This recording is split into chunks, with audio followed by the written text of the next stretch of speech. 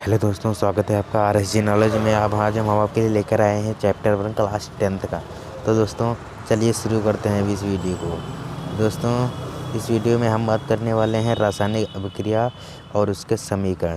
दोस्तों मैं आपको इसका रिव्यू दे देता हूँ, ठीक है दोस्तों। सबसे पहले इसमें रासायनिक परिवर्तन, जितने अब किसी भी अभिक्रिया के अंदर जितने भी रासायनिक परिवर्तन होते हैं दोस्तों, उन सबको रासायनिक अभिक्रिया कहा जाता है, ठीक है दोस्तों। ये टॉपिक हो गया। नंबर 2, रासायनिक अभिक्रिया के 2 भाग होते हैं। अभिकारक दोस्तों, एक एरो के जो इधर होता है वो होता है अभिकारक, और जो इधर होता है एरो के वो होते हैं उत्पाद। दोनों, इधर का अभिकारक उधर का, इधर का अभिकारक उधर का उत्पाद, ठीक है दोस्तों।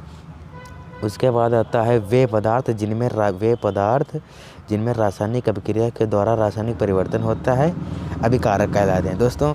इधर वाला अभिकारक होता है, इधर वाला उत्पाद है। इधर इसके द्वारा परिवर्तन होता है, अगर अभिकारक ही नहीं होगा तो उत्पाद बनेगा ही नहीं। तो जिसके द्वारा परिवर्तन होता है वो अभिकारक होता है, ठीक है।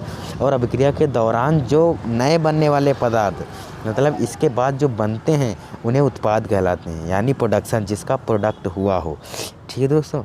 उसके बाद हमारे तीसरा शब्द समीकरण में अभिकारकों के उत्पाद में परिवर्तन को उनके मध्य एक तीर को निशान लगाकर दर्शाया जाता है दोस्तों। जब इधर 2 अभिक्रियाएं बनती है दोस्तों, जैसे इधर मान लिया हमने बना दिया दोस्तों, मान लिया इधर हमने बना दिया ZnCl2 प्लस HCl, और फिर एरो लगा दिया। फिर इधर जो भी बना हमारा H2O, इधर जो भी बना, तो इसको जो दर्शाया जाता है वो एक तीर के द्वारा दर्शाया जाता है, ठीक है दोस्तों। उसके बाद तीर का सिरा उत्पाद की ओर इंगित करता है। अब जो दोस्तों ये तीर का सिरा होता है ये हमेशा उत्पाद को ही दर्शाता है, ठीक है दोस्तों। और अभिक्रिया होने की दिशा, यानी किस तरफ अभिक्रिया होती है। अभिक्रिया उल्टे हाथ से शुरू होती है दोस्तों, लेफ्ट हैंड साइड से शुरू होती है और राइट हैंड साइड की ओर ख़त्म होती है, ठीक है दोस्तों।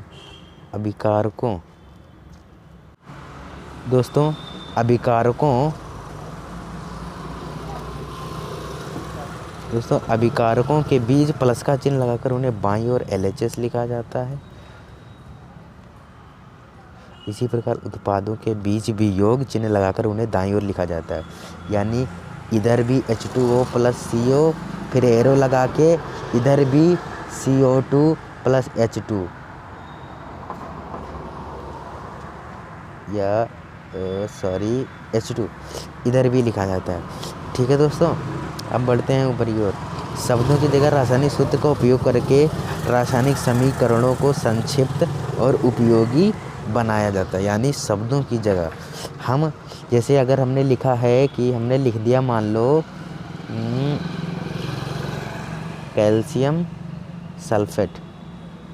अब दोस्तों हम कैल्शियम सल्फेट नहीं लिखेंगे, वहाँ पर हम कैल्शियम सल्फेट का सूत्र लिखेंगे, जिससे हमें उपयोगी आसानी मिल सकती है, ठीक है दोस्तों। अगर हम नाम लिखेंगे तो अभिक्रिया संभव ही नहीं होगी, इसलिए हम नाम की जगह उसके रासायनिक सूत्र लिखते हैं, ठीक है दोस्तों। अब आता है हमारा कि एक रासायनिक समीकरण एक रासायनिक अभिक्रिया का प्रतिनिधित्व करता है। एक रासायनिक समीकरण एक रासायनिक अभिक्रिया ले ख़त्म हो जाता है, यानी कि हमारा हो जाएगा दोस्तों, या इधर 2 उत्पाद, मान लिया हमने लिया H2 प्लस NH3, ठीक है दोस्तों, ये हो गया हमारा। और उसके बाद हमने लिखा CO2 प्लस CH3, मान लिया हमने कुछ भी लिया, ये हम आपको समझाने के लिए बता रहे हैं, ठीक है दोस्तों। अब ये जो हमारा ये पूरा बना है, ये हमारा एक रासायनिक समीकरण का प्रतिनिधित्व हो गया, ठीक है दोस्तों। अब हमारा जो दूसरा है, प्रत्येक तत्व के परमाणुओं की संख्या तीर के दोनों ओर समान होते हैं। अब दोस्तों अब हम मान लेते हैं, अब हमने दोस्तों मान लिया हमने इधर लिखा CH3 प्लस Cl, ठीक है, एरो बना दिया। उसके बाद हम लिखते हैं HCl plus HCl CH2, HCl plus CH2।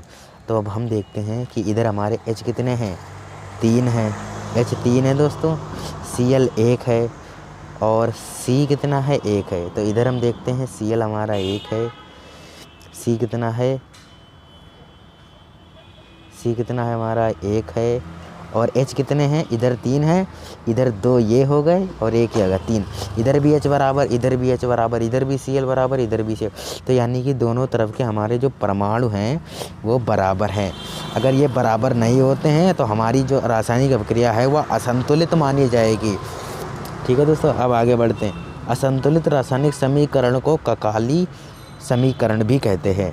ठीक है दोस्तों, उसके बाद आता है द्रव्यमान संरक्षण के नियम को संतुष्ट करने के लिए रासायनिक समीकरण संतुलित किया जाए।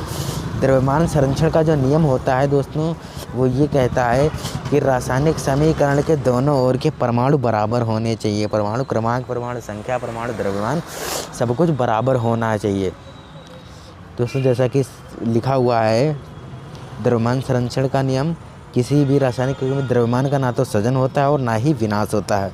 यानी किसी भी रासायनिक अभिक्रिया है अगर तो उसमें द्रव्यमान बराबर होंगे, परमाणु भी बराबर होंगे, ना तो उनका विनाश होता है ना ही उनका उत्पादन होता है, दोनों तरफ से सेम ही रहते हैं दोस्तों, ये लिखा हुआ है इसमें। ठीक है दोस्तों, उसके बाद आते हैं किसी भी रासायनिक अभिक्रिया उत्पाद तत्वों का कुल द्रव्यमान अभिकारक तत्वों के कुल द्रव्यमान के बराबर होता है। मैंने आपको बताया कि दोनों तरफ की रासायनिक अभिक्रियाओं का जो द्रव्यमान होता है मास इक्वल टू मास, दोनों तरफ मास बराबर होता है। उसके बाद हम बढ़ते हैं रासायनिक अभिक्रिया के बाद और रासायनिक अभिक्रिया के पहले प्रत्येक तत्व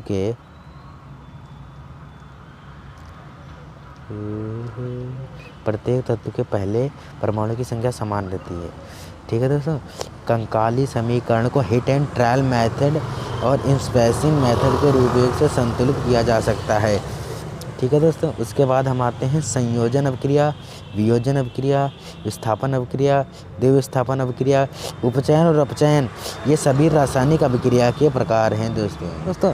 अगर इतना आपको रिव्यू अच्छा लगा तो प्लीज़ वीडियो को लाइक कमेंट शेयर जरूर करना और चैनल को सब्सक्राइब भी जरूर करना।